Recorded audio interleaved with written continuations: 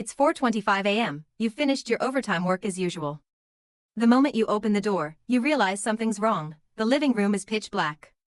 Usually, the lights should be on at this hour. Your heart sinks inexplicably. You softly call his name, but only an empty echo rings out. You reach for the nearest wall lamp, and a dim, yellow light slowly spreads, illuminating the living room. A man in a black suit leans against the sofa, kneeling on one knee. His sharply defined hand still holds a wine glass. The red wine in the glass is deep, almost black, flowing down his wrist onto the carpet like a dull, lifeless watermark. His head is bowed, his features obscured by darkness and disheveled hair, his expression unreadable, but you can vaguely see his exhaustion, his near collapse. Without thinking, you toss your expensive handbag aside and rush over. Just as you get close, your wrist is grabbed. The man looks up. His eyes were bloodshot, whether from alcohol or tears, you couldn't tell.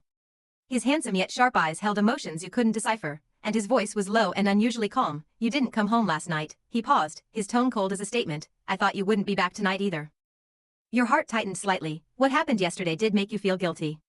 Several days of merger negotiations had exhausted you. You'd finally managed to squeeze in some time for a drink with friends, but the alcohol was too much for you, and you ended up being taken back to your hotel to rest. Just as dawn broke, your partner's call dragged you back to the office. You had no time to explain, and could only watch helplessly as everything descended into chaos. You reached out to put your hand on his shoulder, but he gently pulled it away. He placed a stack of documents in front of you, his voice low and hoarse, yet unusually clear-headed. If you want freedom, he said, then read it, and sign it. You took the documents, your fingers trembling slightly. The words divorce agreement nearly made you lose your composure. Words like business marriage, exchange of interests, constraint, and decency swirled in your mind. Always proud, you could only push the documents back to their place, using indifference to mask your inner panic. Since it was a business marriage from the beginning, there's no need to talk about freedom, you said calmly. We can each live our own lives. Anyway, we don't care about each other. Silence followed your words. You looked up and saw a self-deprecating smile on his lips. At that moment, your heart felt like it was being squeezed tightly.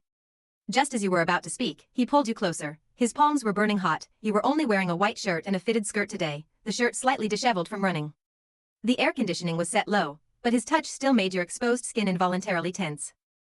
Just as you were about to explain, he wrapped his arms around your waist. The darkness amplified your senses, you gasped, hearing him chuckle softly.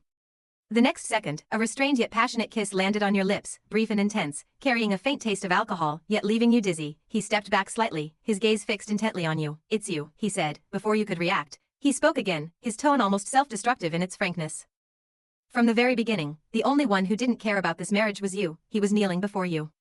His wine glass was gone. His gaze was so intense that you desperately wanted to look away, but he gently lifted your chin, forcing you to look directly into his eyes. I never intended to marry a wife who would bring wealth to the family.